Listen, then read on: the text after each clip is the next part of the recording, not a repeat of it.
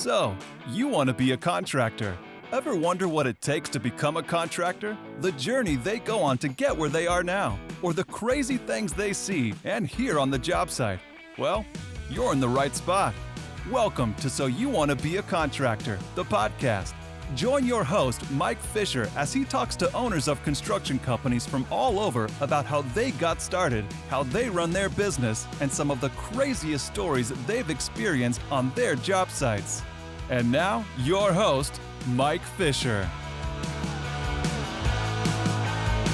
Welcome to So You Want to Be a Contractor. This is episode number 8. My guest today is Pete Fowler. My name is Mike Fisher. Pete, how are you doing today? Doing great. Thanks for having me. Fantastic. No, thanks for joining us. We were chatting a little bit before we started and mentioned you're actually down in Oceanside or Carlsbad today, right? And split time between Vegas as well.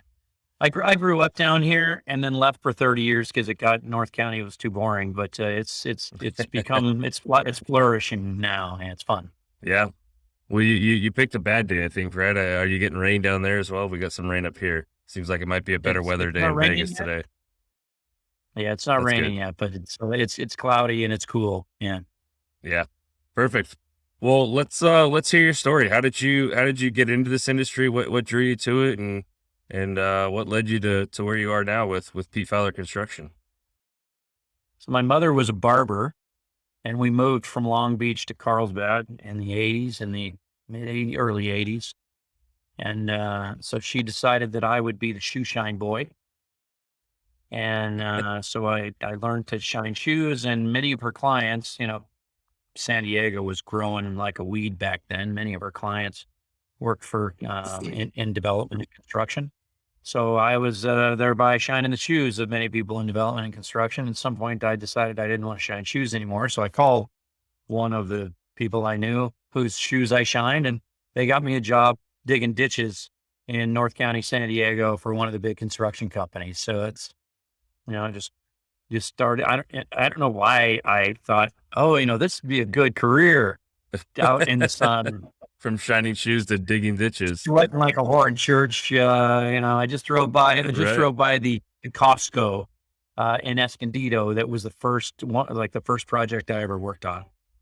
And really? I went to the superintendent and I said, you mind if I go into the yard? And, if I can get off an hour early, I want to go to the yard and see if I can get put on a project closer to my house, to where I live. I was 16. And Yep. I remember, like it was yesterday, sitting in his El Camino, and he was a cranky old, superintendent. He goes, where do you live? I said, I live in Carlsbad. He goes, so I live in Oceanside. I said, I make minimum wage. He goes, whoa, we got to get you a raise. Because I'm not that smart, but I'm very energetic. I work hard. So that's, my number one skill, hard work. Yeah, it's not a bad trait to have either. I mean, I feel like that translates. So It's kind certainly of obviously, my assumption is that you kind of just moved your way through the ranks with that one company. Well, or you I kind took of a bounced around a little detour. bit? Until COVID, literally almost nobody knew I ever played music. And then my music room became my home office. I didn't have a home office before COVID. And now, the screen comes on, people are like, oh my God, guitars. So I took a little detour. I didn't go to college until I was 21. But when you play in a rock band as a kid, you're either in food service or you're in construction.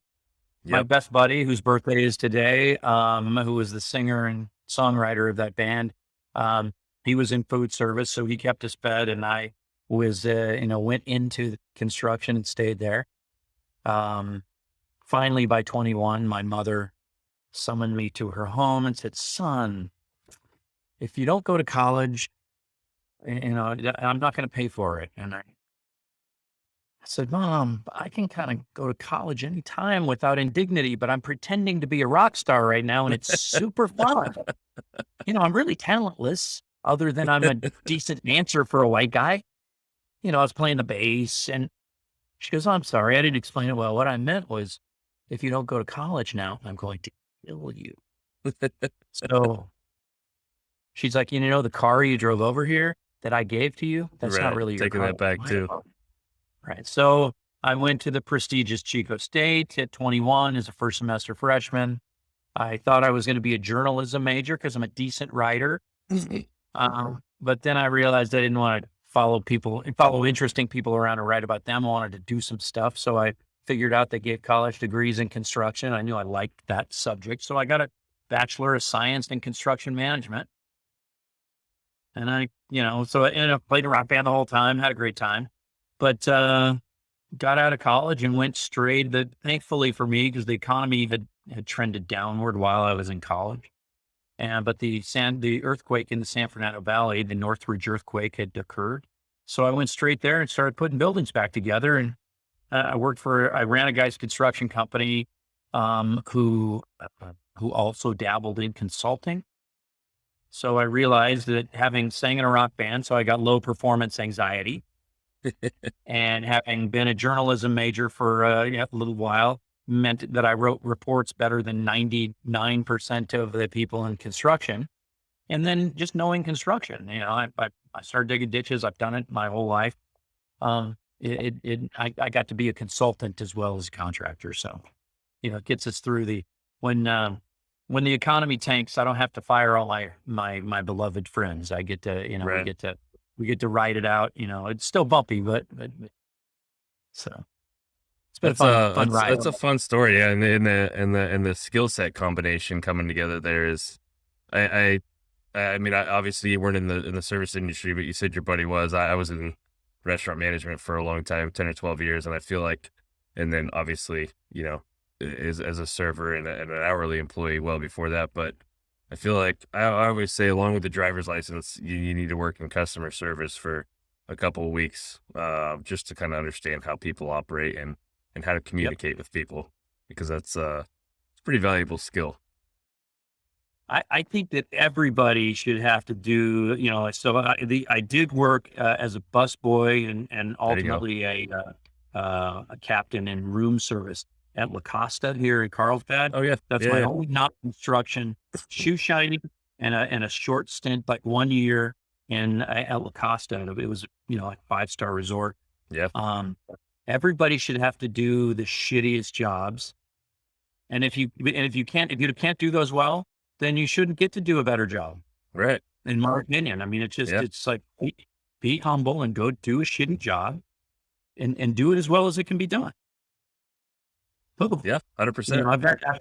I've had it's the I really like the whole diversity and inclusion thing that's going on right now because old white entitled people, old white guys, they're up, construction's full of them, right? They make me more mad than they make anybody who's not a white guy like me. I'm like, well, what are you doing? You're not even that good at what you do, and you're indignant about somebody smarter than you telling you how to do it. It cracks me up. That sort of entitlement. Right. I don't care where it comes from. It's like I shined shoes and picked up dirty dishes. What are you talking about? You won't answer the phone, or you will, Right. whatever. It's Yeah. it, It that gives you a kind bit of of context on humanity and life, right? I love that, and I think I don't mind. I still don't mind doing the dishes. It's fine. It's fine. So I got to know what mom's thoughts were when you were construction and rock band before college. And then she sent you off to college, probably thought everything was going to be great. And you're going to wear a suit and go to work and make a bunch of money. And then you got out and went, oh, I'm going to go right back into construction. So all she cared about, it really, what my mother quit high school at 16 to marry my father, had me at 19. And my sister, and of course, marriages that start when people are 16 usually don't work out. So this Right. didn't, but so she knew this wasn't going to happen, but she wanted to have 2 children from the same father. So she got herself knocked up on purpose to have my sister. And then she proceeded her fantasy was to raise yuppies, right? She wanted, I don't know where she got this idea. She doesn't even know where she's like, I don't know. I just wanted to. She's very funny. She had a barber shop, but she was a little entrepreneur herself, and did very well. But literally put me through college. She paid for 4 of the 5 years that it took me, because I had to take an engineering series that I had to take basic math at the junior college when I was going to to Chico. So, but really, and she said, she said it, of course she likes me better when I'm successful than when I'm not, Right. but it's a whole different story that I'll talk to my therapist about. But it was like, listen, if you get a college degree, I don't care. Just get a college degree. I didn't have that. She still had not gotten her high school equivalency. I have a picture of her that we use for the training in my office because it's important for us to communicate to non-technical people. We work for smart people that don't have a technical background, and we have to explain technical construction issues to non-technical people so they can make smart decisions. Right. So literally we have a picture of my mom in all kinds of presentations and we'll put them in the file. Please explain this to Pete's mom because she's a smart person. Somebody not as smart as Pete's mom is going to have to understand this, what we're explaining. So go ahead and explain it. And, engineers with their freaking pocket protectors and, Using all their big words and, yep. It's like we're talking about buildings that are like sticks and stones and pieces of steel and glass bolted together. It's not that complicated. I mean, it's complicated because there's a lot of moving parts. Yeah. And there's three-dimensional geometry, and there's the dimension of time and money and things. So let's not pretend what we do is easy. It is not. It's hard, but it's not. We don't have to explain physics to anybody. So I can't even remember what I was explaining, but what your mom was like when you came out of college with a degree. So she was totally cool. As soon as she realized I was actually going to get a college degree, she bought me this guitar right here, which at the time, it was like 1991, and that was like $1,000, which was a lot of money at that time. By the way, that guitar is appreciated and worth like $3,000. I can't believe it. Ibanez. What is it? Japanese-made guitar. Ibanez. I was going to say, it looks like an Ibanez. That thing, I could tune that on Friday night at the beginning of a gig and play all weekend and not even have to retune it. It's a great guitar. Even I can play fast on that, and I'm not very good. But once it was clear I was going to get a college degree, she was cool with it, and I, for whatever reason, I screwed around. But when I got out of college, I started working. The first thing I did was say to my boss, I want to get past, because I had gotten a minor in computer information systems, but I still didn't know, I knew how to stare at a black screen and type in program in COBOL, but I didn't know how to I wasn't an expert at Microsoft Windows, Word, Excel, PowerPoint, all those things. So I got my boss to pay, I got him to say I could work 4 10-hour days. And I spent for 6 months, he bought me a 6-month pass. And I think at the time it was like $600, which was, again, a lot of money in 1994. So I spent 1 day a week. I worked 4 10s and I spent 1 day a week, full day for 6 months, taking beginning, intermediate, and advanced Windows, beginning, intermediate, and advanced. So 3 days, of Microsoft Word, Excel, PowerPoint. That was as great a tool. I still recommend that to any young professional. I don't even go to college. Just go do that first. Right. You're going to be, it's like a carpenter who knows how to use his or her tools. And if you're on the professional side of construction, or you want to move to the professional side of construction, you've got to be able to use the computer. You've got to be able to write. And that served me. That was almost as valuable as my Bachelor of Science in Construction Management. The stuff, the construction management, you can just read a bunch of contracts and go work for a contractor and learn all that crap. Yeah. It's good for me because I testify as an expert, and I'm like Professor Pete at some point, who has a college degree in construction management, but it's not that complicated. Read the doc. If you're a good reader and you can learn to write in a simple way, it could be being a highly esteemed professional in construction. It can be done with elbow grease. Right. So where do you think, let's go back to playing in the rock band, digging ditches, working your way up through the construction. Obviously that the construction path was in you somewhere, right? Because even after college, you went that route as well. But I can tell you when that started. My first week on a job site, I was literally working on the Costco in Escondido, and it's a concrete tilt up.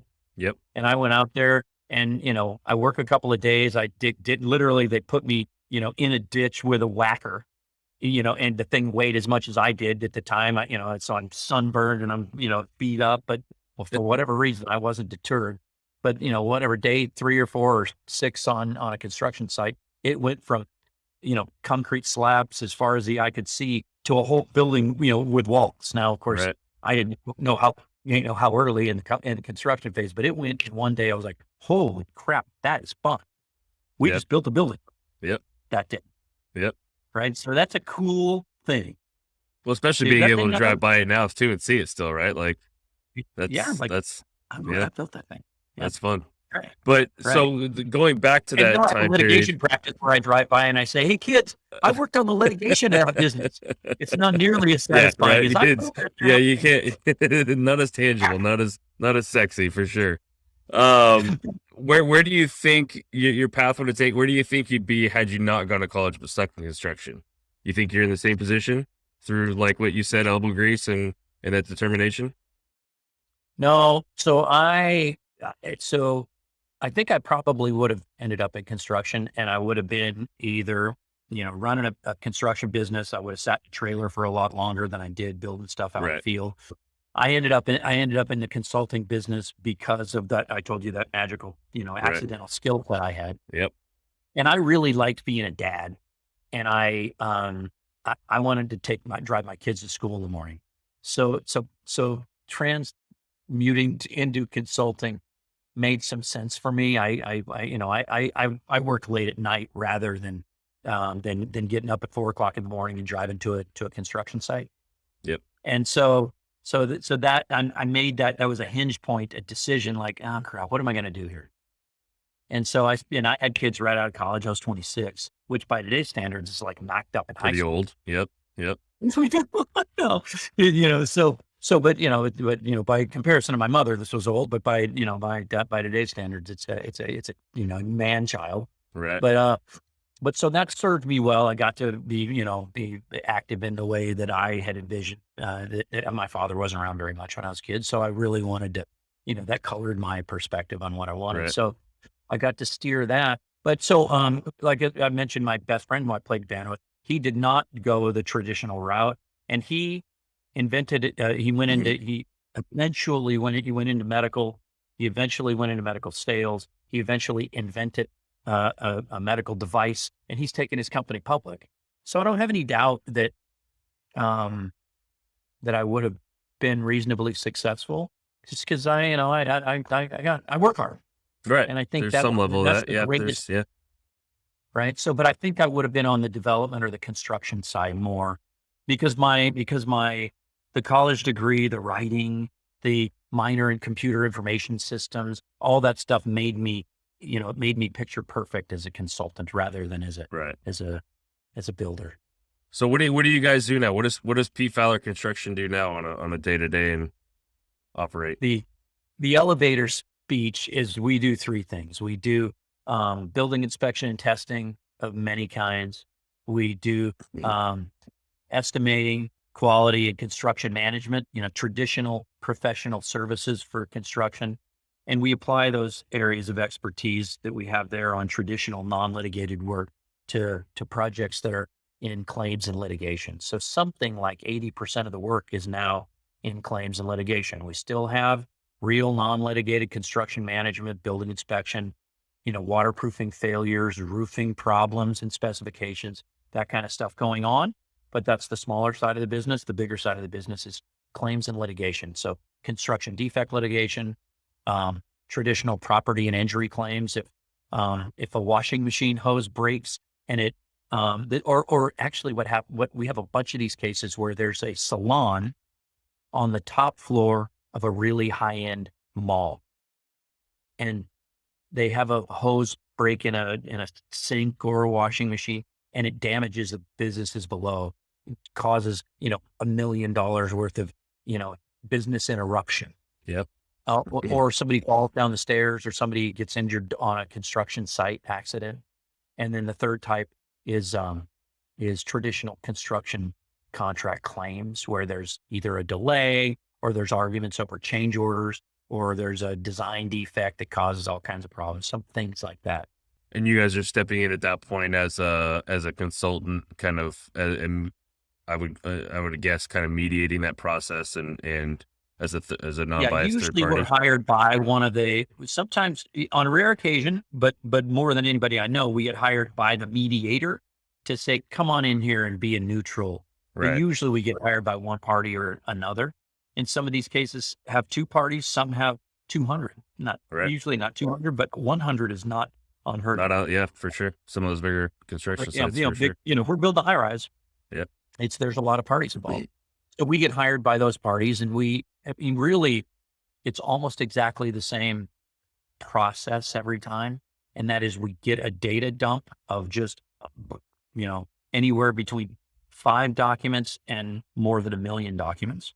And it's Jeez. crazy. Some of these projects are, with Procore and Yeah. all of these, systems now, and everybody's sending 300 emails a day. There's too much information, I think. It used to be better. I used to get bankers boxes full of stuff. Now I Well, get hard you were drives. forced to be more organized because you couldn't keep everything, right? You could only keep the things that you could keep physically. So you That's were right. forced to be a little So bit more it's- organized. You didn't communicate going, yeah, cool, that sounds good. Send. Oh wait, can you do this one more thing? Send. And I thought about this. Send. Right? Like there was.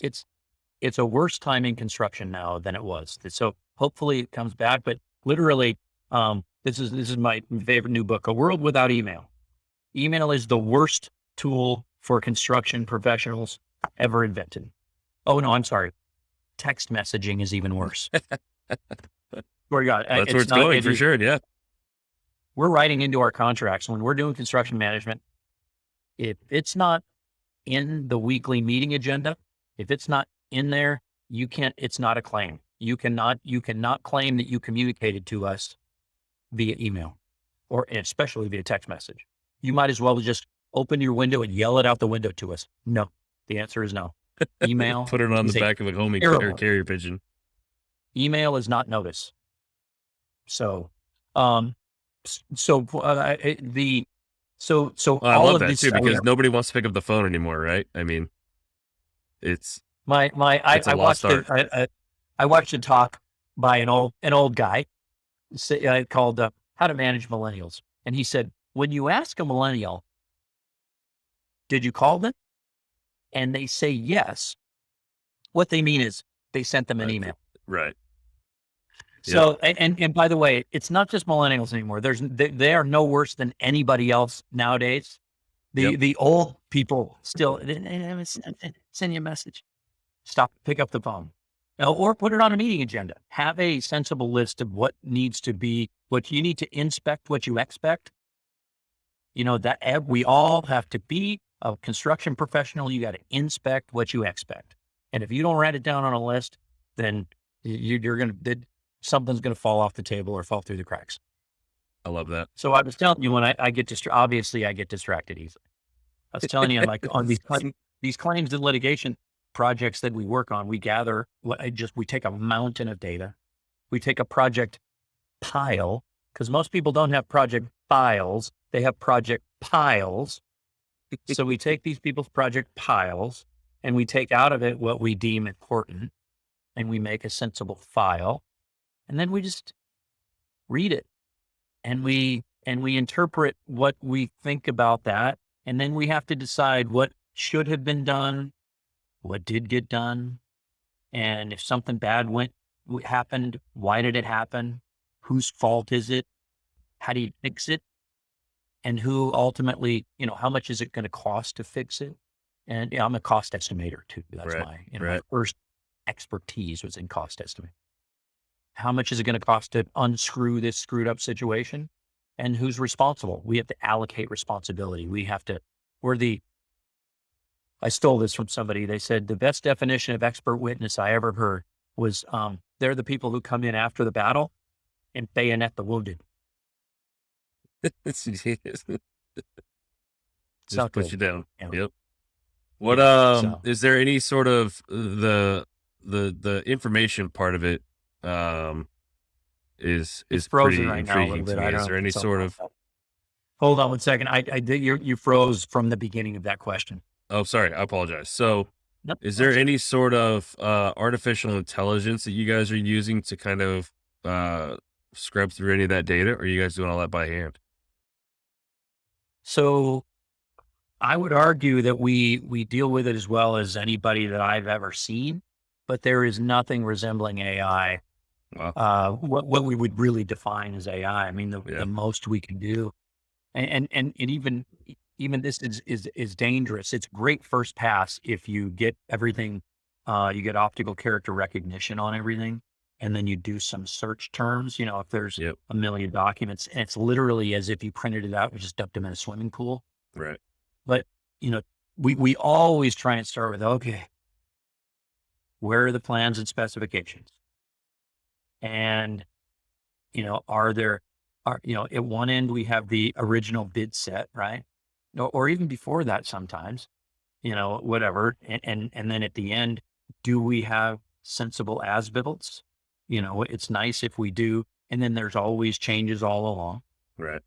And then in between there, we've got, RFIs and the responses to those RFIs on subjects.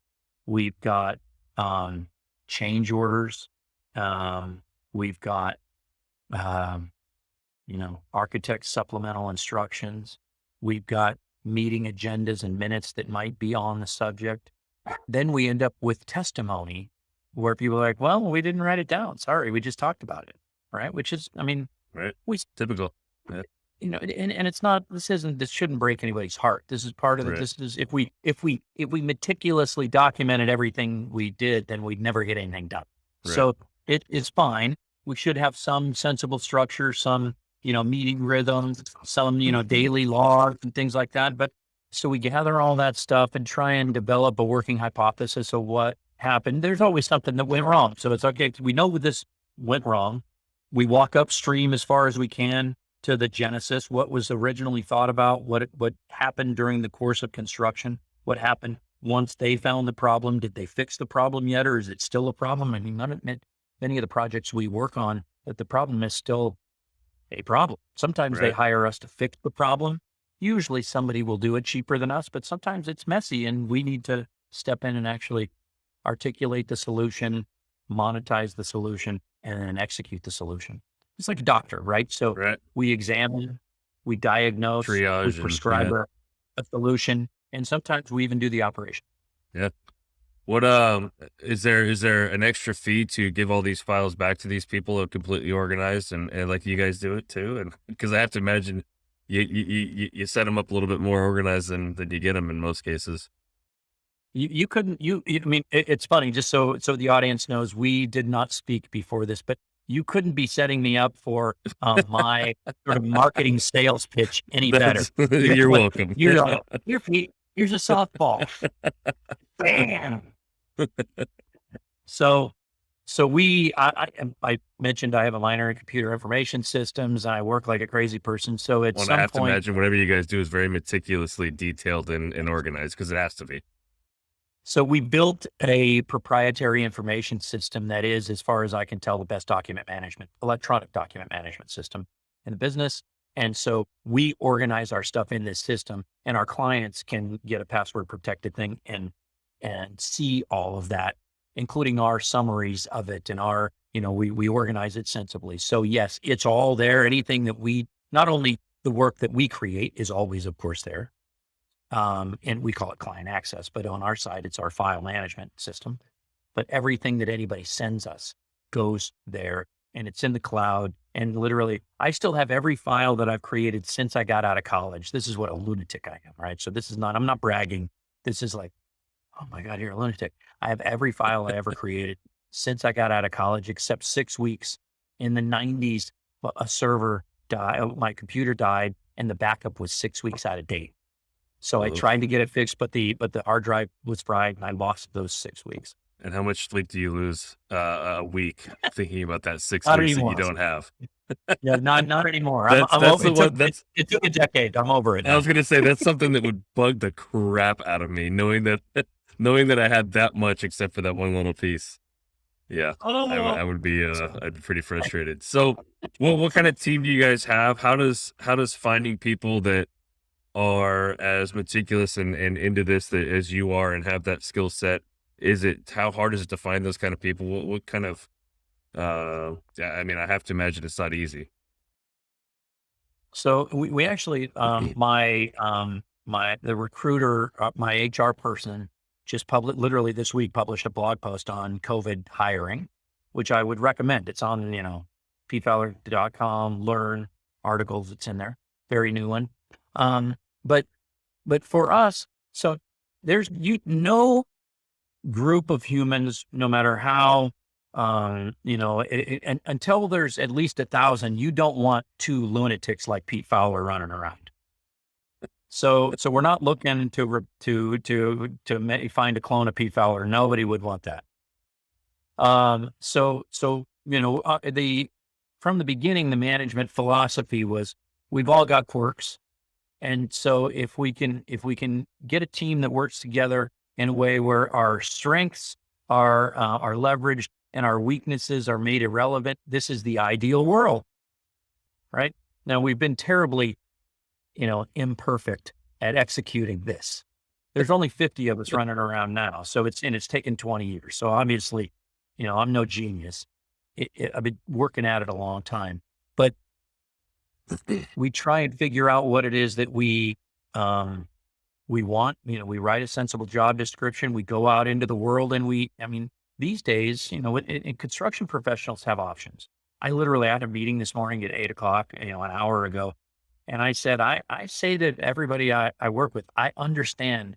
I don't want anybody in our company who couldn't get a job by tomorrow afternoon if they quit here or got fired. Right. That's just,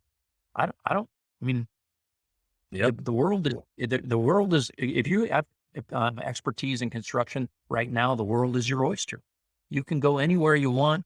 You can Yep. have a job, that paid pretty well.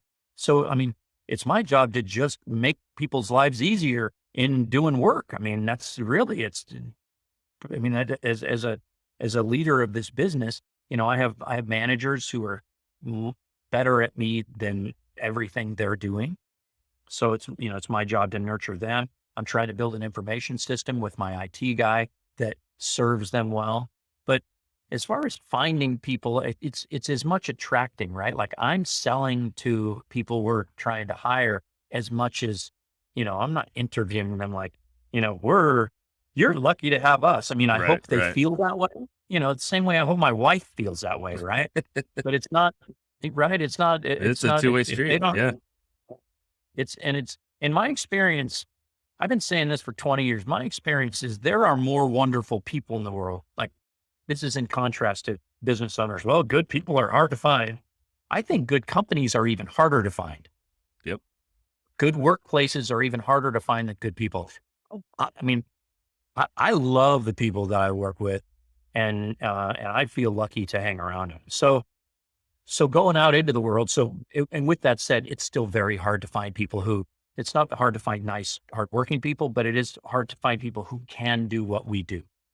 Right. So literally we test people, we give them tests on doing some of the basic things that we do before we hire them. Because, we don't want to have somebody quit a good job to come to work for us and then have them not be good at what we do. Yeah, the 'Cause test is it's almost just as much tackling. for them as it is for you, right? Because nobody wants to be in a position that they're not able to succeed or don't have that skill set, right? So it's almost works for both sides. It absolutely is. The last thing I want to do is hire somebody. And, you've probably heard the business adage, hire slow and fire fast. And we believe in that, but it's not with any, realizing that we made a mishire is the most gut wrenching thing that happens in our business. If Right. we lose some money on a job or something, it's not, we're stable enough now that gives me no stomach acid, zero. But having, hired somebody and like, oh my goodness, now we have to, I think someday we'll be so organizationally mature that we have a mechanism, like we're their coach for getting another job somewhere, Right. right? If they don't work out for us. Cause it's like, everybody can be an A player somewhere, but not everybody, we're not everybody's cup of tea. Not some people don't want to stare at the prospect of looking at 1,000,000 pages of documents. I mean, this is kind of exciting to me. I think it's neat, but some people are like, I'd rather bash my head on the table, right? Yeah, And no, then, right? So birds of a feather should eventually flock together because I really have fallen back in love with my business like I never have. We're having more fun than ever, and we're getting bigger and cooler projects, and we're working with smarter and smarter people. It's really a neat time. There's so much going on in the world of construction. It's really yeah, neat. yeah. Yeah. Well, then I think going back to kind of what you were saying about attracting people, I think, and we chatted. I know you said we didn't talk beforehand because that kills your story, but we did have a brief conversation on just marketing. Like But 5 minutes before. right, yeah, yeah, yeah. But he is true. We didn't talk. I wasn't setting him up on the other stuff, but on the marketing piece, you said that you guys have been in the content marketing business before. That was a thing. So what kind of led you to that and pointed you in that So, direction at that time? so at some point I started getting named as an expert witness in my early 30s, late 20s. I mean, I got out of college at 26 and was getting named as an expert witness before I was 30. So, but I was technically an expert. So I looked up the definition of expert witness, and there are legal standards around expert witness. Do you have experience? And the idea is that can the expert aid the trier of fact, either the judge or the jury or Right. the arbitrator? So do you have experience? Which I'd been in construction, so I was 16 years old. Do you have specialized education? I had a Bachelor of Science in Construction Management, which at the time, very few people have. Still Right. today, Yeah. it's not a major. And so one of the things was, and do you have licenses and certifications? So I immediately ran out and got a bunch of licenses and certifications.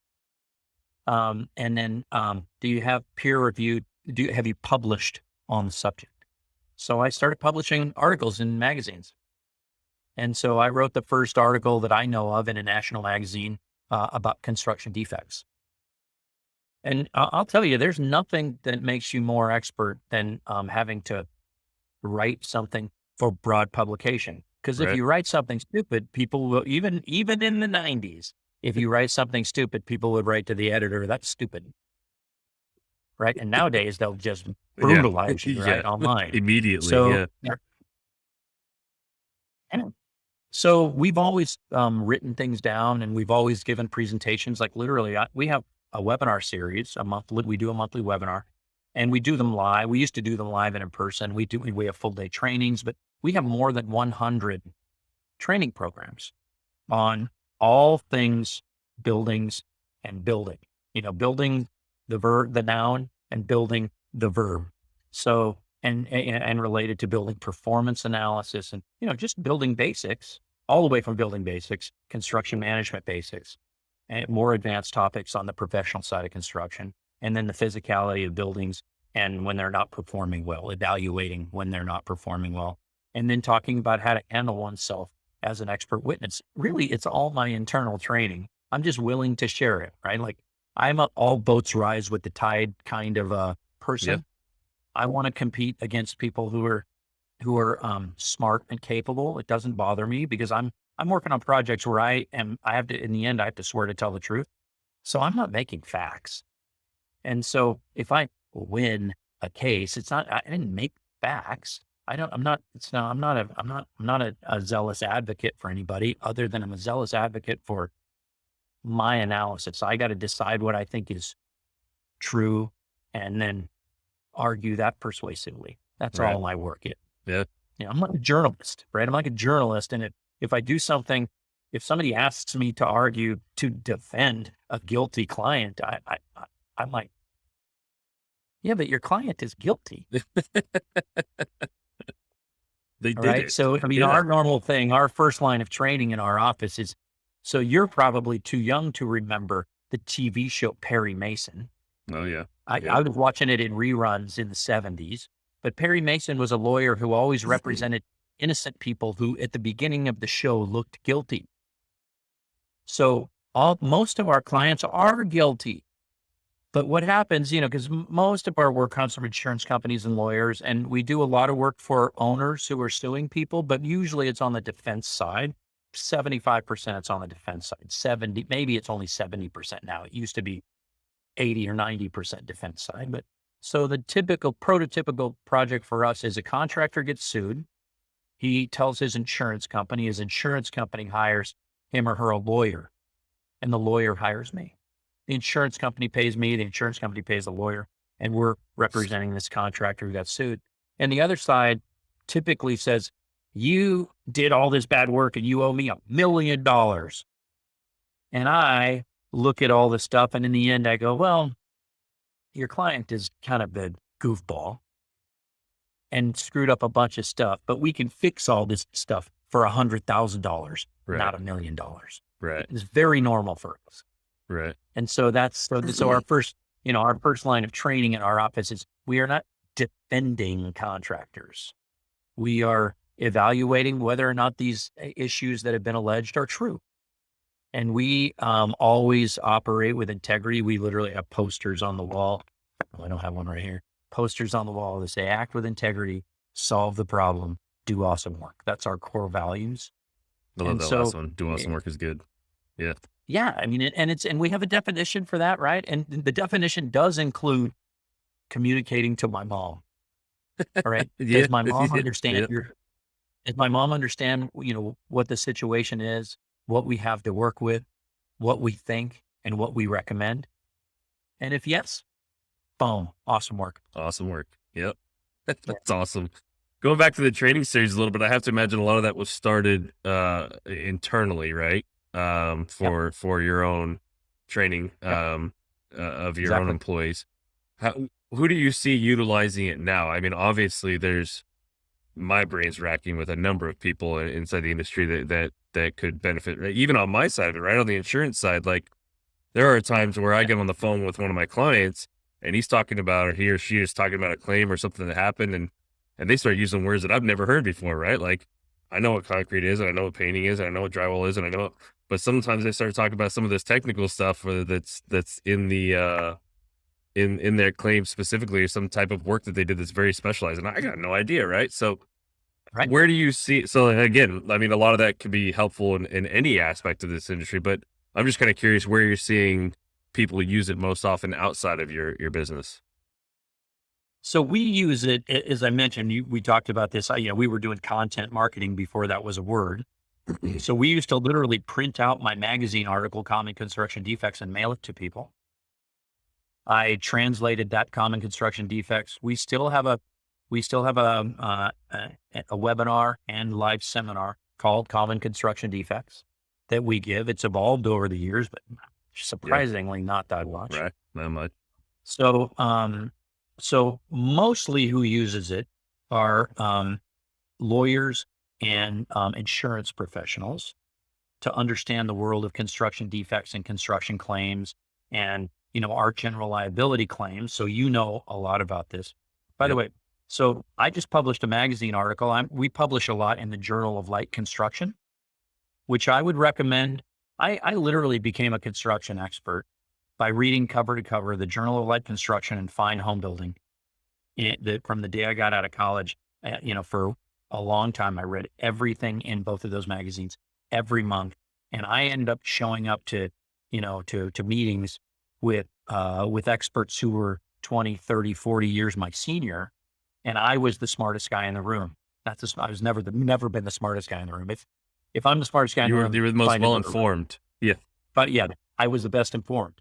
Yeah. I knew I could talk turkey with everybody. Right. And it really was, so I highly recommend that. So if somebody's thinking about, I think I'm going to get a college degree in construction management, I would start by just, reading every contract you can get your hands on and reading cover to cover Fine Home Building and the Journal Light Construction. If you're working on light framework, there's of course big building publications and things. But so one of my more recent articles in the Journal of Light Construction is called Insurance Basics for Construction Professionals. And if I were you, I would send that to everybody. If I were you, I would send my article from the Journal of Light Construction to every one of your prospects, right?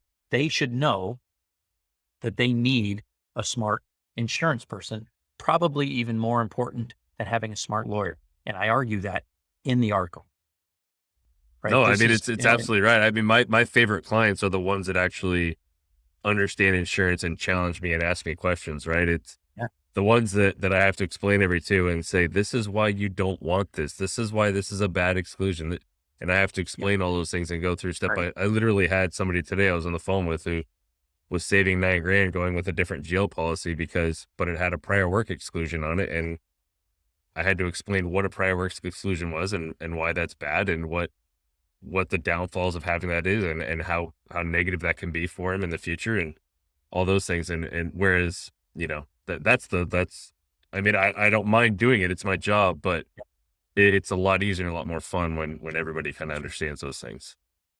And, So, it makes my job easier, right? And going back to what you said, as far as competing with smart people, like I'm the same way, right? Because if I'm out here doing that, trying to sell the policy that's more expensive because it doesn't have all these things that are terrible for you as a contractor, that means that there's somebody on the other side willing to sell that policy, whether they know it or not, because, I mean, if they know that it's bad, then that makes it even worse. But if they don't know it, then that's bad too, right? That's not good for the industry.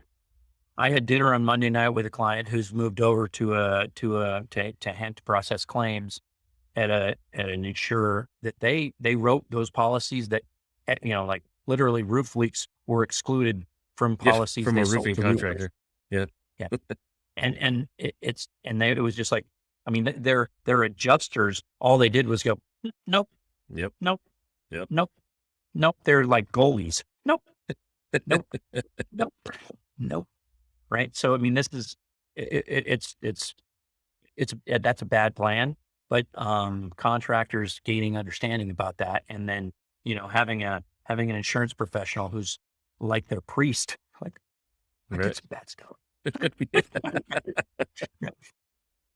Confessions. Yeah. That's So, awesome.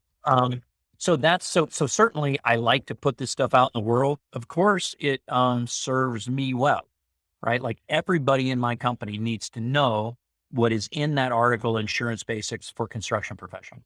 So that's why I do it. But then I put it, I got to put it together and I got to train everybody on it. But then I put it out in the world and hopefully all boats can rise with the tide. I mean, the construction industry is still so big. I'm going to be long dead before it's sophisticated in the way that anybody who makes a phone is, right? I mean, that business has clumped up into a couple of top tier players. And so construction is, bigger players are getting bigger. And those bigger players are incredibly sophisticated. Yep. The same way that Apple and Samsung are, Toyota are, but there's still a bunch of cowboys. There's still a bunch of cowboys and cowgirls. And so the world is never going to run out of claims for me to process. And it's never going to run out of screwed up buildings for me to unscrew. So it's No pun just intended, so right? big. Yeah. So where's the future of Pete Fowler Construction? What's down the road for you guys? What do you see in the next 3 to 5 years? Well, the next 3 to 5 years, we're just going to continue to grow so my competitors, they're nice people, and in each of the businesses, there's a bunch of smart people, but they don't run their businesses the way, Apple or Samsung or Toyota. They don't have a quality focus. They don't, we're super quality focused. So like the Toyota production system quality, like lean, there's a million names for it. Right. My business card doesn't say president or CEO. My business card says chief quality officer. And so a focus on defining what good performance looks like, training everybody in my business to do that good work, because it's hard. I mean, my work, knowing a lot about construction is just that's the first thing you have to learn. Then how to do our work. That's entry level. Yeah. Yeah, that's entry level. So, so figuring out how we as a larger enterprise do work that has close to zero defects, it's hard. It's hard for everybody. But I think we may end up becoming, if I ever get, famous, the only famous I ever wanted was maybe, people who know of me and work with me think I'm awesome. That's it. That's all I care about. I don't want anybody interrupting me at dinner. But if I ever got business famous, I think it will be for the application of quality management principles to professional services, including construction work, right? Applying the principles that, the iPhone, if you Google like Lean or Six Sigma and Apple or Google or Amazon, there's thousands of job openings for quality professionals. Yep. That's something that certainly people who might listen to your podcast might get into. Having a Lean Six Sigma certification and real experience in improving the quality of a business operation, I think is more valuable than a Bachelor of Science in Construction Management. But so for us, I think that is that's a place where we will continue to deepen our expertise in construction quality, but more so in we are better and better at doing the work we do, and we are gaining organizational maturity. And so we just are getting better and better. And I don't think our competitors are good marketers and good sellers, but they don't do the work particularly well. They'll have one and two people in each business that are really smart. And I think those people are going to at some point go, what are they doing over there at Pete Fowler Construction? I think I want to hang out with them. because that's our focus. We are people who I love to do good work. I get a thrill. I swear this is so goofy. I just get chills saying that. Like when I write a great report, it gives me a charge. I'm like, that's kick ass. I mean, the way I used to go, oh, hey, we built the Costco. I get the same charge from doing smart work. And there's a lot of people, there's enough people in the world like that we can be 10 times our size. And I think my guess is that by the time we get there, I'll be old and probably done and ready to give that over to somebody else. But we also, there's a big need in the world for housing units, especially California. I mean, when I can tell you, when I grew up in Carlsbad, there were no homeless people walking around. Right. There's an explosion of homeless folks. It's because housing is too expensive here. And in my opinion, that's a pure supply and demand issue. So, I've got smart people smart enough to participate in the development of the housing units. So we're starting to dabble in that. Oh, wow. That'd be fun. Kind of a little twist to take for sure. I have to imagine that if I'm Pete Fowler, right? yeah. If I'm Pete Fowler, I think the legacy too is that you become irrelevant, right? Not irrelevant, but the Pete Fowler Construction becomes relevant because you've done such a good job teaching the industry how to do all these things that you have to step in and do that somebody like you isn't necessarily needed anymore, right? That all these things that you guys are doing become common practice in every construction company, right? Rather than having to become a third party. So not that I want you to become irrelevant, but more that I don't mind that at all. I've had clients like, and that's the legacy, right? Like that's the end goal for a legacy in my assumption. And that should be any quality consultant's ideal, is that the company becomes like Toyota, where it's a self-fulfilling prophecy. They just continually improve forever. It's part of their DNA. Yep. Yeah. Very cool. Well, Pete, this has been awesome, man. I want to thank you for taking the time. It's been amazing. You've been super fun to talk with and very inspirational. I've written down more notes than I have on almost any podcast I've ever done. So this has been super fun. But before we let you go, want to give you an opportunity to let everybody know where to find you, where to find your training, all those different things, how to get a hold of you if they need you, and whatever it's else. Easy. PeteFowler.com. PeteFowler.com. Yeah. And it's, and most of the stuff is there on the website if you hack around a little bit. So, there's a learn page if you're looking for an expert, the team page. Most importantly, if you're a smart construction professional and you want to join a group of smart construction professionals, please don't hesitate. I'm also on LinkedIn. I mean, any search if you, especially there's an artist in Wales or somewhere named Pete Fowler who has a tremendous interest in coming up first in Google. But if you Google Pete Fowler Construction, it's, you're going to, just got to work on your SEO a little bit, man. Yeah, it's I was alive when at the birth of the internet, so I have PeteFowler.com, right? That just means I'm old and was into technology then. I didn't have to buy that for more than whatever, Right, $6. right, right. Um, but yeah, I'm easy to find, and don't hesitate. If you do reach out and I pawn you off to someone else, it's just because I'm crazy busy at the time. Either be professionally persistent or talk to somebody in my organization. There's a bunch of nice, smart people hanging around here that are looking to hang around with other nice, smart people. Very cool. Well, we're definitely going to keep in touch because I feel like if I can't help you, you can definitely help me. And like you said, with some of For those sure. articles and stuff. So I'd be I happy definitely to. look I forward mean, to if you keeping guys in want to touch. do programs that are focused, that are education focused, we'd love to Yep. do that. Awesome. Very cool, Pete. Yeah. Well, so again, it's Great. been great. Take care. Have a good rest of your day and a good weekend. And look forward to following Pete Fowler Construction. Yes. Nice to meet you, Mike. All right, man. Bye-bye. Have a good one. Hey, thanks for listening. If you had a good time, be sure to hit that subscribe button to get all the latest episodes. And if you had a really good time, leave a review to let us know what you thought. Until then, go gather some crazy stories on your job sites, and we'll see you next time on So, You Want to Be a Contractor.